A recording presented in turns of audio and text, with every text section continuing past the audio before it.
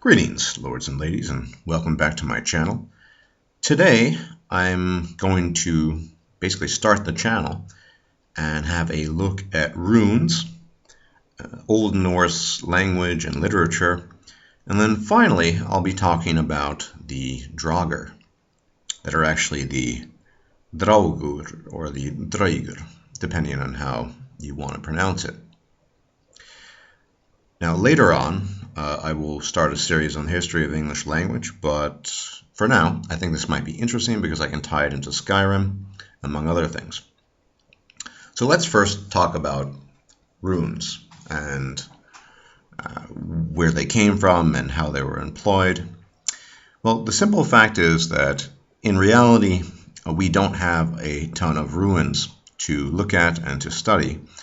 There's a fair bit, but for the most part, we have a limited supply of them, and they don't really go that far back.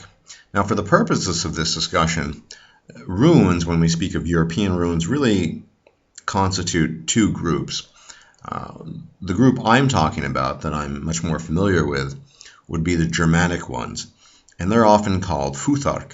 They're called futhark because those letters and those sounds represent the first 6 letters of that particular type of runic alphabet, so hence futhark. There are also runes, primarily in Ireland, called Ogham. But these Ogham runes are, to my knowledge, based on what I've researched in the past, not related to the futhark runes of the Germanic peoples. So they're two separate things. Ogham tends to be representative of primitive Irish and is really, to my knowledge, limited to the island of Ireland. And futhark is distributed much more so than Ogham is. So you can find futhark ruins in Sweden, in Norway, in Denmark, some places on the continent in Central Europe, and in Britain as well, after the Anglo-Saxon invasion. But before we get into that, I do want to talk a little about the origins. So for the most part, Germanic, for most of its history, that is to say, Germanic was not a written language. And when I speak of Germanic, I speak of the original language. And when we speak of an original language in historical linguistics, we talk about the so-called proto-language. And proto comes from the ancient word for first, protos. No allusion to StarCraft there, although I imagine that's what Blizzard was thinking when they called those aliens Protoss. And that's a reconstructed language, a hypothesized or theoretical language. Even we were certain that that kind of language existed, we have no written records, and thus we cannot tell whether or not certain things that we know to exist today were the same in that case. Not with absolute certainty, but we can reconstruct things and come up with some pretty good estimations. So Proto-Germanic was likely spoken someplace in Sweden originally, and somewhere between 2,000 and 3,000 years ago. No one's exactly sure, for the simple reason that there are no written records. Probably as far back as 3,000 years, because you can tell are some hints. Certain Roman authors give hints when they talk about Germanic tribes, and these tribes he differentiated. And we're talking about tribes in Germany, in northern Germany, what is modern Germania, modern Germany, and that would represent some kind of drift away from Scandinavia. So plausibly, perhaps 3,000 years ago. Now, languages change over time. We tend not to have that feeling in modernity because of standardization. Radio, television, the internet, the written word, printing in the past, when Gutenberg came up with the printing press, which I'll be talking about at a much later date, really revolutionized things and led to at least a written standard, and that reinforces, of course, a type of overall standard. But that's a relatively recent phenomenon, especially with regards to radio and what have you. So we're talking about 100 years or so that we've actually had this reinforced standard. Before that time, what you had was a lot of disorganization, a lot of communities living apart from each other. And you can imagine what might happen if, let's say, a relatively small group of Germanic wanderers wander out of their area in Sweden to different parts of Europe. Over time, you're going to get differences in the languages they speak.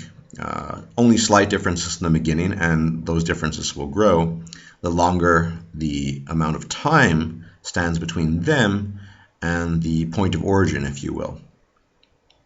So languages that have separated a long, long time ago will continue to bear less and less resemblance to the proto-language, but also to the other languages that might have taken a different course and might have gone in a different direction, geographic, or otherwise, or both. So what happens is Proto-Germanic branches out, and then you end up with 3 branches of Germanic. You have West Germanic, which encompasses German, Dutch, these are modern variants, of course, I'm talking about. German, Dutch, Frisian, which is spoken in the Frisian Islands. And by the way, Frisian is the most closely related language to English. And English.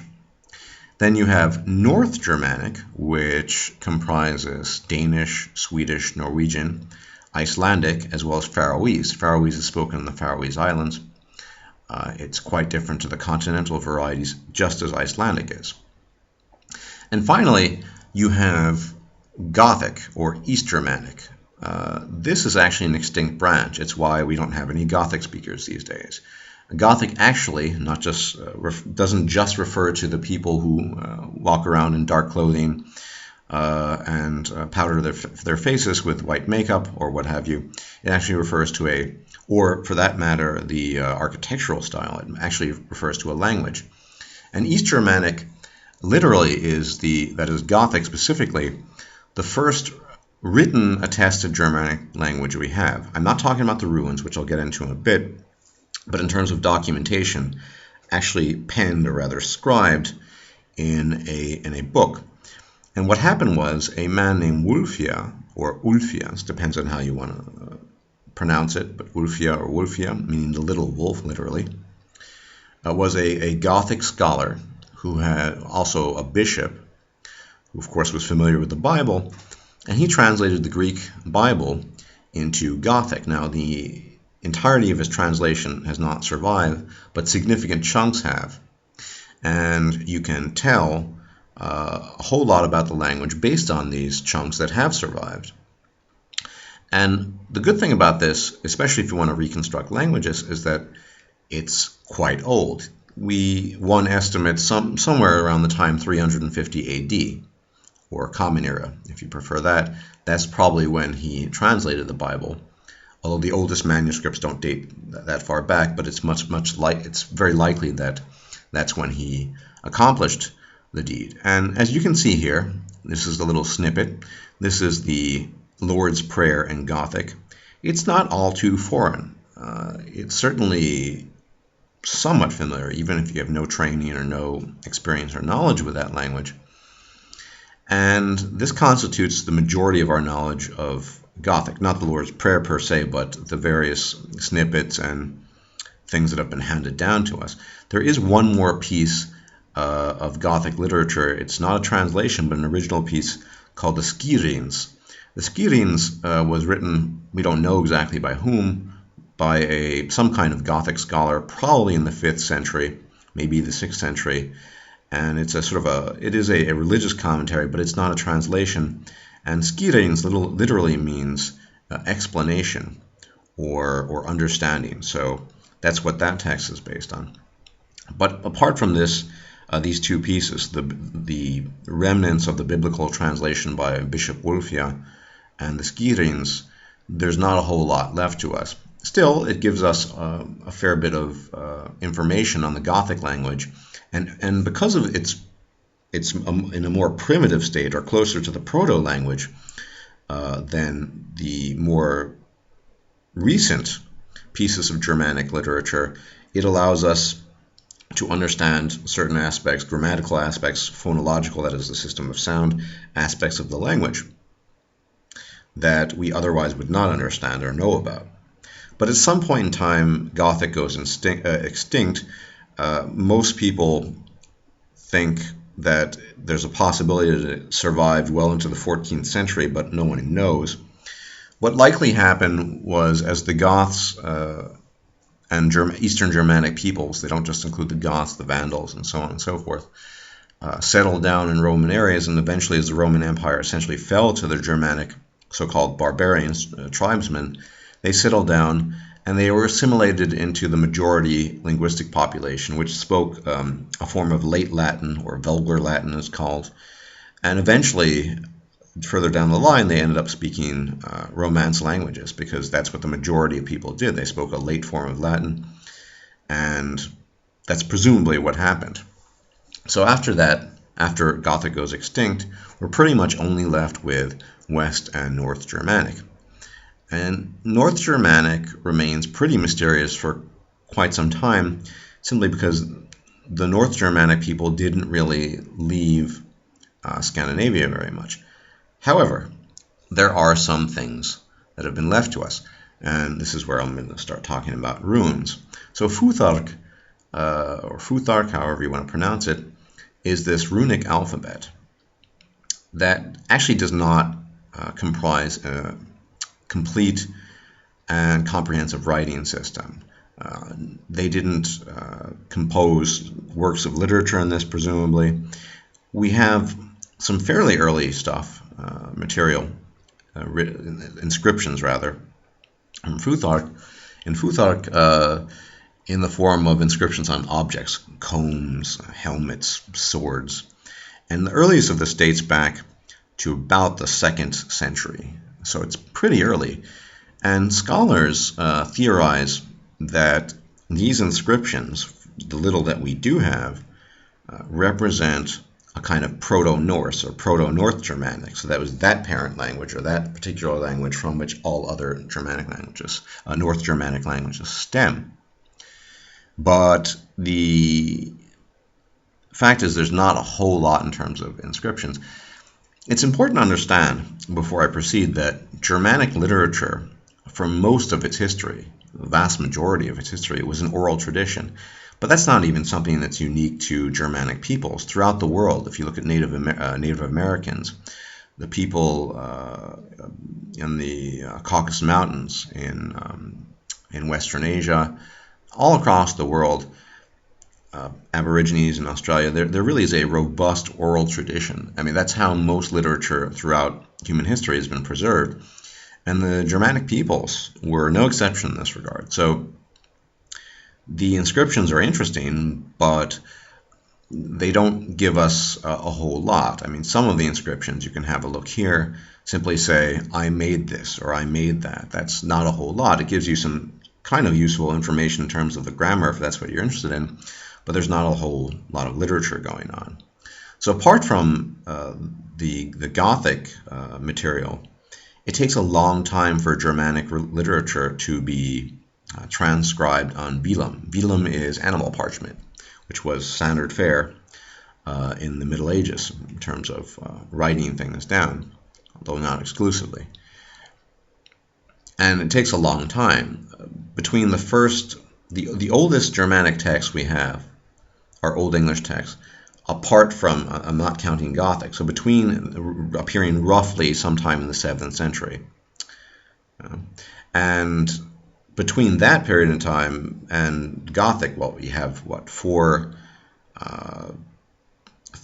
centuries, roughly. So that's a fairly large chunk of time. As usual, most things back then of any merit or importance were written in Latin, even after Latin ceased to be a spoken language and had evolved into the modern, or at the time, the older versions of the Romance languages.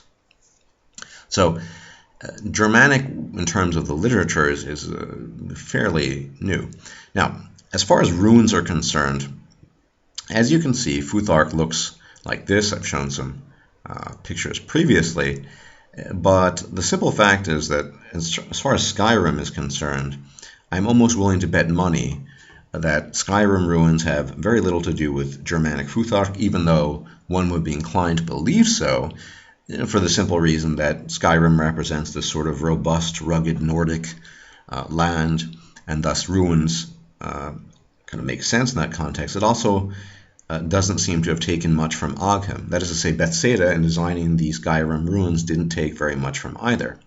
Now, before I get to what Bethsaida actually based the ruins on, rune in all Germanic languages, the old variants at least, actually means secret or something hidden. So there is the idea that there's some magical quality to runes is not too far off the mark when you consider that. And considering that writing is a fairly recent phenomenon in the history of language in general, but also that writing in terms of its accessibility was even more restricted until very recently, that is literacy, there is something magical to runes. Now, I did have to do a bit of research in finding out what Bethsaida based their runes on. Quite frankly, I don't know 100%. But I'm fairly certain, and Bethsaida did not communicate this to me, but I'm fairly certain that in fact Bethsaida based the runes on a completely different writing system to what you might have imagined or I might have imagined. So once again, not based on Germanic Futhark ruins, not based on Irish Ogham ruins, but based not on ruins but on a complete writing system, the oldest one in the world, that is cuneiform. Cuneiform comes from the Latin term for wedge-shaped, and it was devised by the Sumerians, the first civilization to write things down in humanity, in Mesopotamia, that is the modern Arabian Peninsula, and then used after the Sumerians disappeared or were assimilated by Akkadians, Assyrians, and so on and so forth. So this was the writing system par excellence of that time. And as you can see, cuneiform, on the whole, not a perfect resemblance, but it bears just an uncanny and striking resemblance to the runes we encounter on word walls in Skyrim. It's really uncanny, I think. And looking at several examples, or many examples of this, it seems almost certain that most of the material that Bethsaida took with regards to runes comes from cuneiform, which aren't runes, in fact. They're originally informed pictograms. But it makes sense that they took it from that if you just look at these very striking similarities. More to the point, I don't actually speak Draconic. I have no familiarity with the Draconic language. So Bethsaida might have created an entirely new language unto itself. Draconic might be completely intelligible to people versed in it. I don't know. So they might have borrowed the shapes and forms from cuneiform and then devised their own system. I really don't know. But it seems clear that that's where the runes come from, and not from Germanic or Celtic runes, not at all. Okay, so I hope that clears up the basics of runes and where they come from. To summarize, there's no literature written in runes really per se. They're basic, simple inscriptions, and yeah, Bethsaida probably took the runes, or at least the shapes, the aesthetics, from Sumerian cuneiform. Anyway, so moving on, let's talk a bit about Old Norse, or the Old Norse literature. So, as I said, the vast majority of all of the literature was oral, and the actual literature that's been handed down to us in written form doesn't come till much, much later. In particular, the mythology, for example, Norse mythology, which we've derived primarily from two sources, the Poetic Edda and the Prose Edda, which I'll get into in a bit. These were written centuries after most of Scandinavia had been converted to Christianity. So it's questionable just how authentic they exactly are, but it's likely, given the long oral tradition of the Germanic peoples, that they're pretty authentic nonetheless. And Old Norse literature really has two classifications. They have sort of what we call the Eddic classification, which is usually simple, usually prose, and it tends to describe much more, well, mythology than anything else, the kinds of things, Norse mythology, the gods, the stories of fabled heroes to some extent. And then you have a different kind, which is the skaldic verse. And I'm sure you've all heard of the skalds. They were essentially, well, Old Norse bards.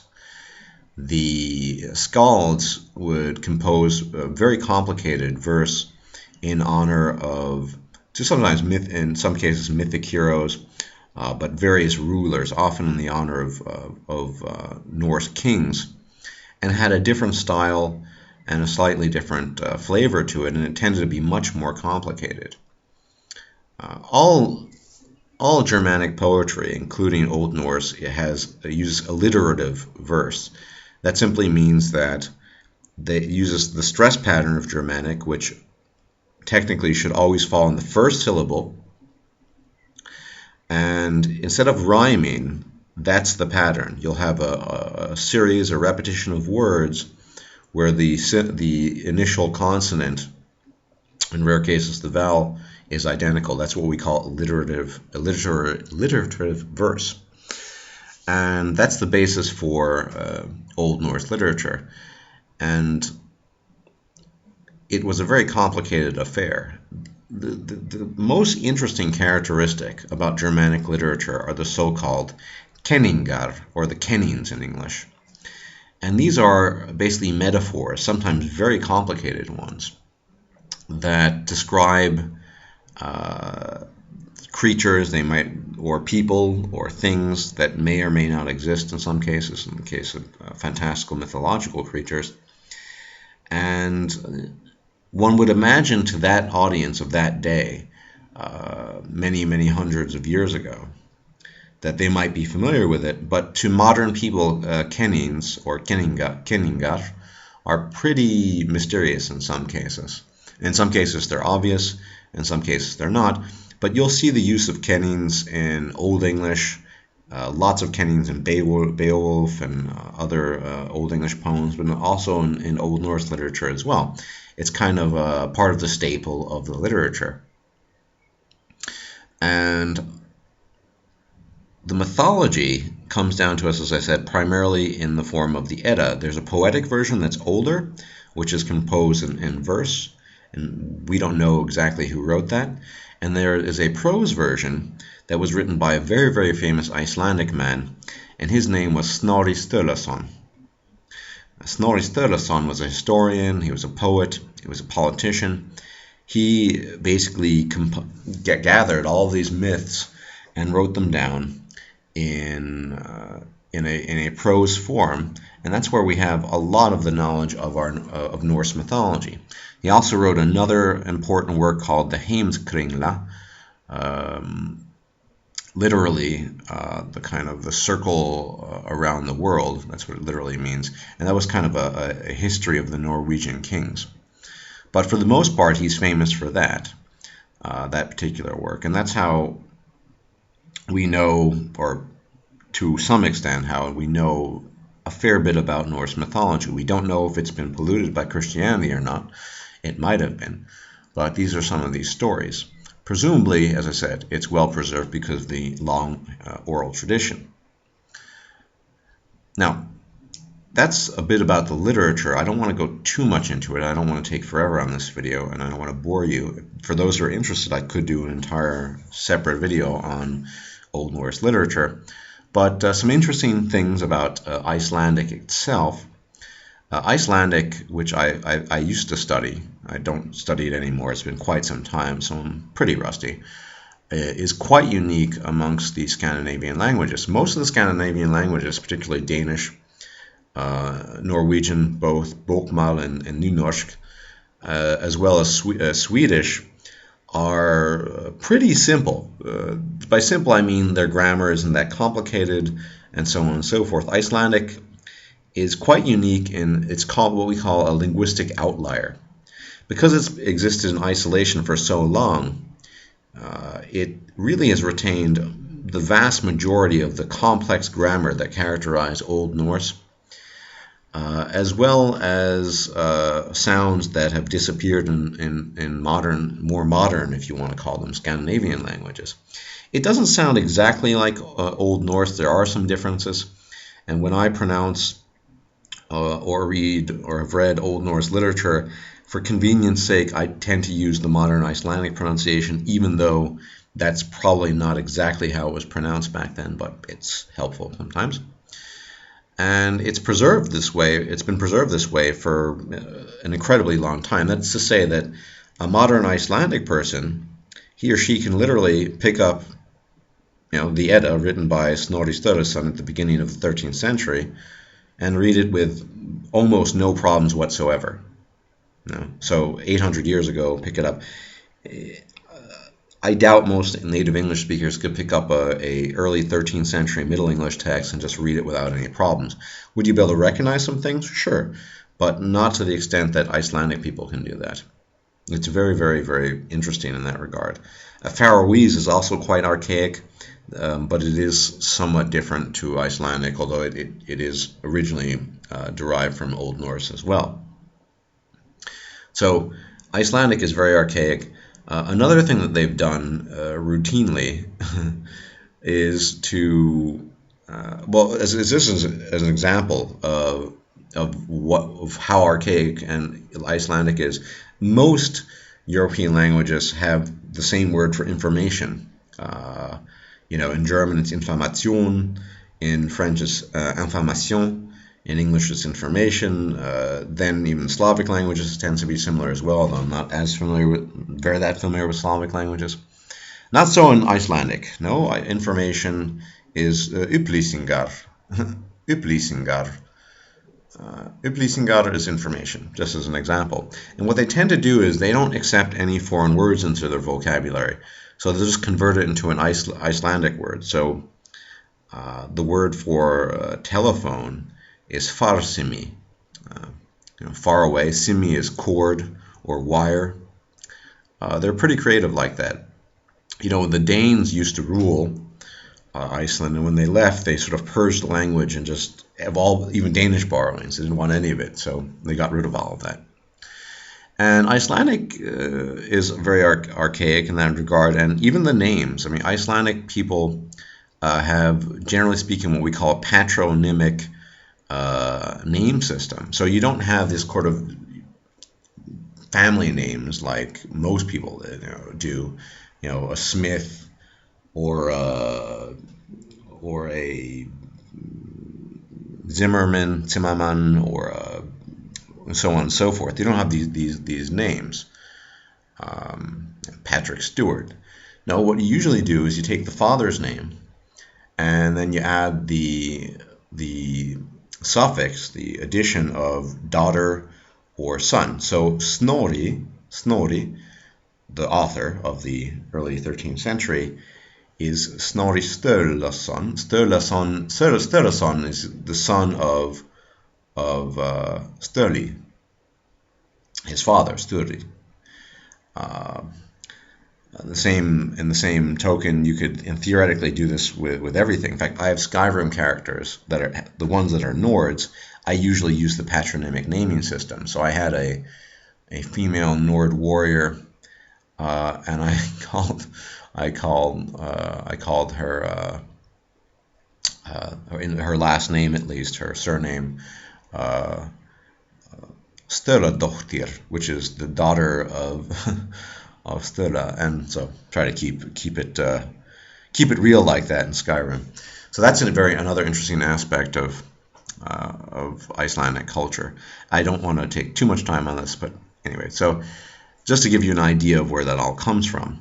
Now, I do want to talk a little bit about the Draugr, the undead in Skyrim, and let me say that generally speaking, they did a pretty good job about the accuracy of the Draugr. Now, Draugr is not the correct pronunciation. In modern Icelandic, it would be Draugur. In Old Icelandic, probably much more similar to Draugr, and there's actually a separate plural form. So the singular would be Draugr, but the plural would be Draugar, A-R, Draugar. So henceforth I'll be referring to them as Draugar. And it's quite well done in Skyrim, because Draugr actually existed, at least in some of the tales. Mostly from this, we know this mostly from a few sagas. There's a very famous saga called Grettir saga. Grettir was a hero, presumably a mythic one, who fought Draugr, among other things. And I'll be posting a list of some pieces of literature that might be of interest to people at the end. And we know that these Draugr existed, at least in the fantasies of the Vikings, because they write about them. Now, what's interesting is the description of Draugr is often along the lines of how we see them in Skyrim. They're described as being sort of burnt or sort of blackened, but with the glowing eyes. Sometimes they're described as being sort of blue, in the sense of a corpse. Now, one thing it's important to note is Draugr are not ghosts. They're almost invariably a reference to animated undead. They're reanimated. But it gets trickier than this, and this is something quite interesting, because in the Old Norse literature, there's a distinction between Draugr and another kind of undead, which is more or less the same thing. These undead are called Høgbui. Høgbui are also basically Draugr, but they're confined to their barrow. And Høgr in Old Norse means barrow, literally. And bui is a dweller, so a dweller of a barrow, in a barrow. They're actually not, as far as can be discerned from the literature, allowed to leave their barrow. They're stuck there. Draugr are vengeful spirits. Well, they're reanimated undead, but they can leave, and they can torment the living.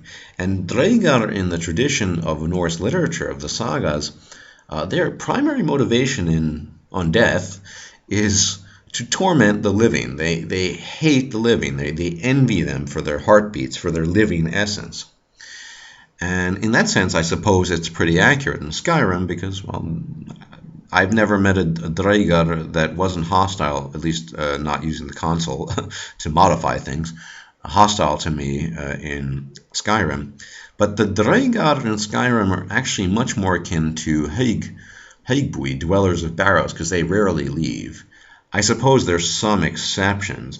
I think the one next to, there's a Draugr in the coffin next to Dustman's cairn. Cairn, by the way, is a Celtic word. It's not a Germanic word. So once you see, again, I think fantasy tends to be a bit of an amalgam of many, many different elements. And in the sagas, these Draugr have magical powers. They can often meld into the earth. They can often shapeshift. They can cast curses upon the living, and so on and so forth. And there actually was an Old English word that was similar, dreag, but it's died out since.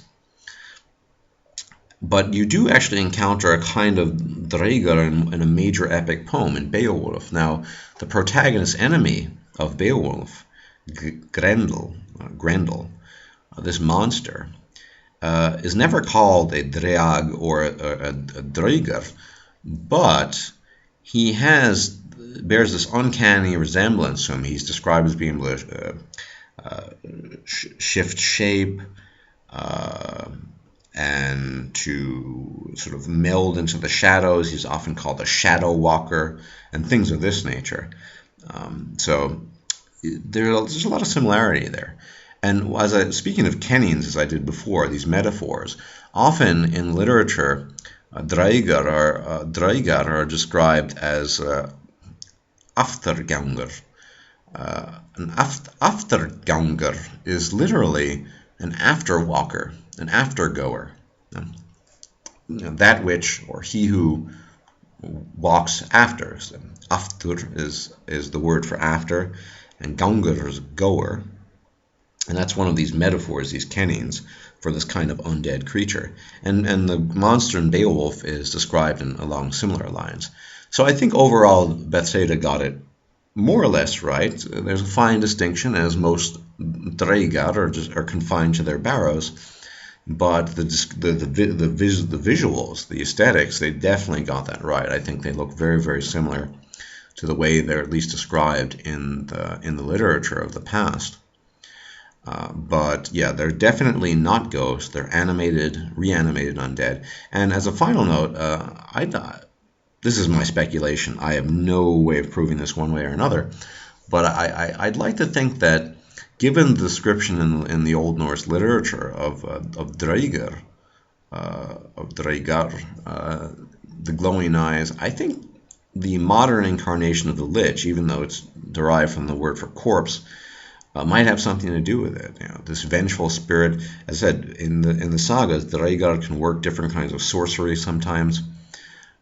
Grendel can do that to an extent as well. So maybe that's at least part of the influence in the idea for the Lich in the modern fantasy genre. Who knows?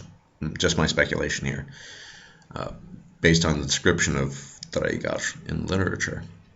So all in all, modern fantasy stuff tends to be an amalgam of many, many different things. As you can see, it's highly likely that Bethsaida borrowed the forms of the runes from Mesopotamian cuneiform. So it's just kind of this mishmash of all kinds of things, but I think that's pretty cool. There's no doubt that some elements of Old Norse myth have crept their way into the game, but the full extent probably can't possibly be known. Anyway, I hope you enjoyed that. I hope it wasn't too boring for you, and I look forward to your views and comments. And as always, if you enjoyed that, please like and subscribe. There will hopefully, the gods willing, if the gods watch over me, be more videos forthcoming. The next one planned will be the beginning of a somewhat lengthy series on the history of the English language. So I hope you enjoyed that, and may the gods watch over you, and everyone have a pleasant day, afternoon, or evening, depending on your location. And I shall see you all fairly soon, hopefully. So take care, and may the gods bless and preserve you. Bye-bye.